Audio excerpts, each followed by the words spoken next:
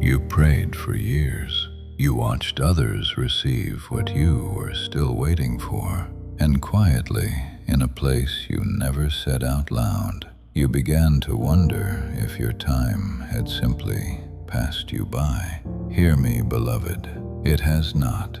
The delay was never denial. This letter found you tonight for a reason. Sit with me a moment and let it be read slowly over the part of you that has grown tired of hoping. Because by the end of these words, you are going to understand something heaven has been trying to tell you for a long while.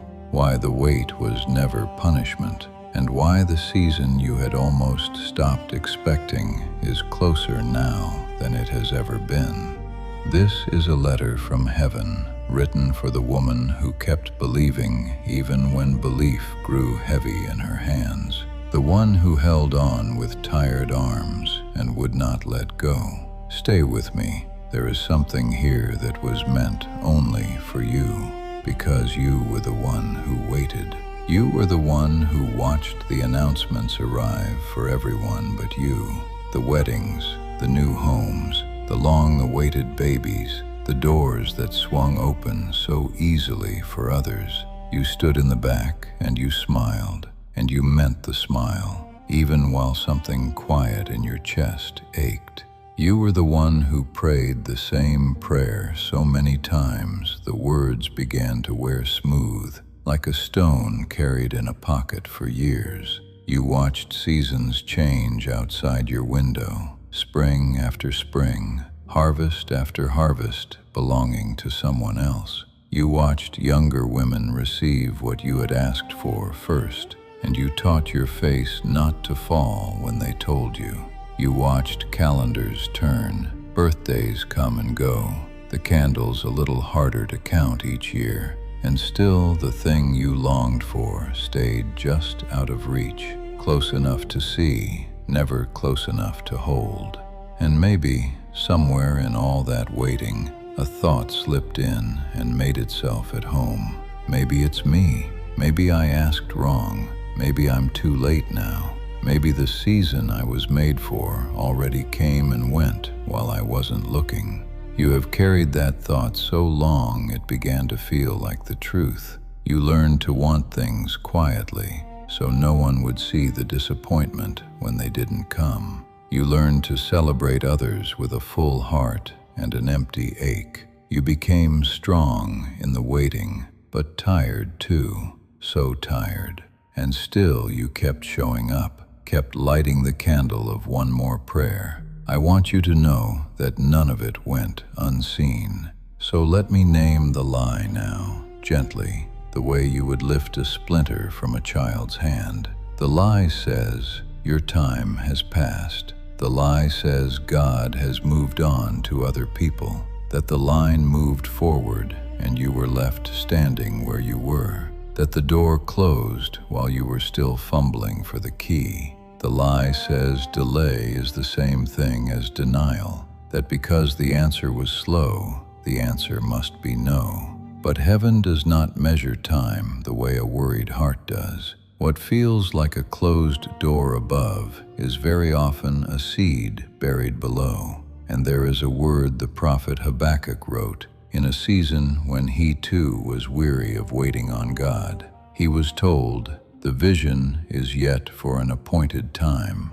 Though it tarry, wait for it, because it will surely come. It will not tarry. An appointed time, not a forgotten one, not a missed one, appointed. Sit with that word. Tarry does not mean canceled. Tarry means held. It means a thing kept back on purpose, ripening until the moment it can do the most good. Your wait had an author. Your wait had a calendar you could not see, and the one who set that calendar never once forgot your name. And here is what most women never realize about the delay. So stay with me, because this is the verse the whole letter turns on. The same God who made the promise also made the timing. He is not careless with either. The slowness you mourned was not him losing track of you. It was him refusing to hand you a half-grown blessing you would only have had to grieve later. He loved you too much to rush. The delay was never denial. It was preparation you were not allowed to watch. Let me tell you about a woman who lived by the sea. She kept a small boat at the edge of a quiet harbor, and every morning she would walk down to the water, hoping the tide had come in. Other boats left early. She would stand on the dock and watch them go, sails out, nets ready, while her own little boat sat tilted on the bare mud, going nowhere. Some mornings the longing was so sharp she thought about dragging the boat across the flats by hand, just to feel like she was moving, just to stop being the one left behind. One gray morning, an old harbor keeper found her there, rope already in her hands, ready to haul the boat out across the mud. And he said, "Not yet. The water that left you will come back. And when it does, it will lift you higher than the ones who left on half a tide." He pointed past the harbor mouth to a long, pale ridge of sand hidden just beneath the surface. "The bar," he said. "The boats that rush out on a shallow tide run aground there every time. Only the full water carries a boat over it, and only a boat that waited can carry a heavy catch home." So she waited.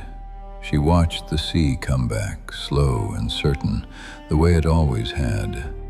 And when the tide was full, her little boat lifted off the mud as if it weighed nothing at all, and floated out over the very sandbar where the early boats sat stranded. And it carried more than it ever could have before.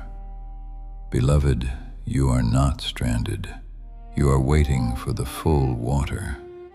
As the Apostle Paul wrote, "In due season we shall reap if we faint not." Due season, not early. Not rushed onto a shallow tide that would have left you grounded within sight of home. The fullness you waited for is the very thing that will carry you over what stopped everyone who hurried. James said it another way, "The husbandman waiteth for the precious fruit of the earth, and hath long patience for it." Long patience, not because the farmer doubts the harvest, but because he knows precious things cannot be hurried. What is growing in you was always meant to be precious, and precious things take the time they take. And if this letter is reaching the tired place in your heart right now, type "Amen" in the comments, just so I know to keep writing these, and so this gentle family can stand with you in the waiting. Now lift your eyes, because something is happening in the unseen that you were never meant to mourn. There is a story, you know, of two sisters who sent for the Lord because their brother was dying, and the Lord did not come when they expected him. By the time he arrived, 4 days had passed, and Martha met him on the road with the ache of every delayed prayer in her voice. "Lord, if thou hadst been here, my brother had not died. If you had come sooner, if you had not been late." Have you ever prayed that exact prayer? And yet the delay she grieved was the very thing that made room for a greater glory than an on-time answer could ever have held. He had not come late. He had come to do something larger than she knew to ask for. That is what heaven has been doing in your hidden season.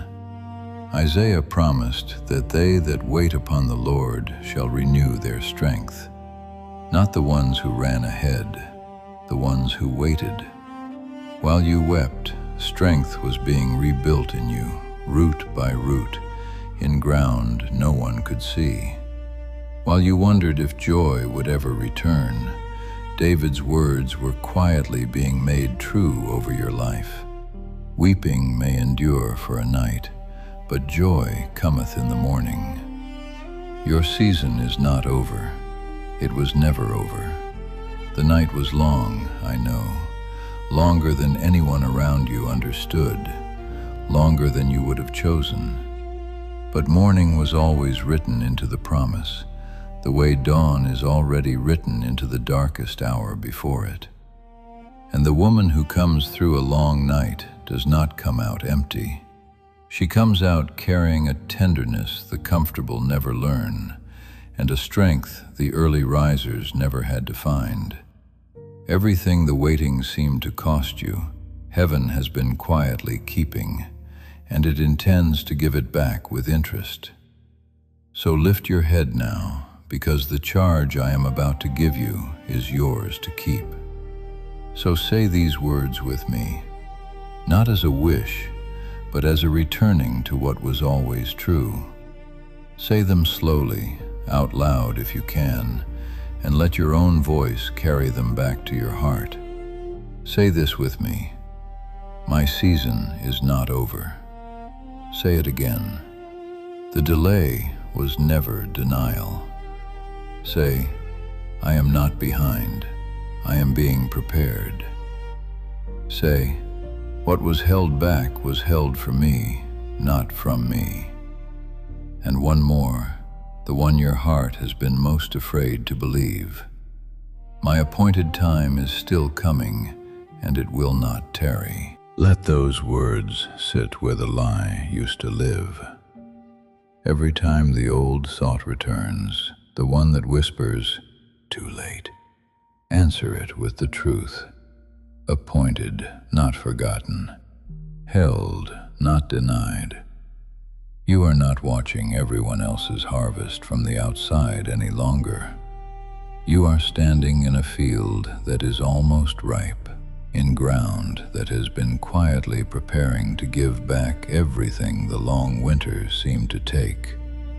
And if you feel even the smallest stirring of that truth tonight, hold on to this one word, appointed, because it is the word heaven keeps writing over your life. Carry it. Let it be the name of this season. So receive this blessing now, spoken gently over you. May the God who appointed your season also guard your heart in the waiting. May He renew the strength that the long night spent. May He restore the years you thought were lost, and let you taste, fully and without apology, the very thing you had almost stopped asking for. And may you finally know, deep in the place that grew so tired, that you were never overlooked, only prepared. If this letter found you, comment the word appointed below. Let it be your quiet agreement with heaven that your time is not behind you. Subscribe and stay close, and join this gentle family of women being reminded, one letter at a time, of who they have always been. And if a sister comes to mind, someone weary of waiting tonight, share this with her so she knows her morning is coming too. This was your letter from heaven. Until the next one, lift your head, beloved, and walk gently into the season made just for you, because the wait was never absence, and you were never as forgotten as you feared.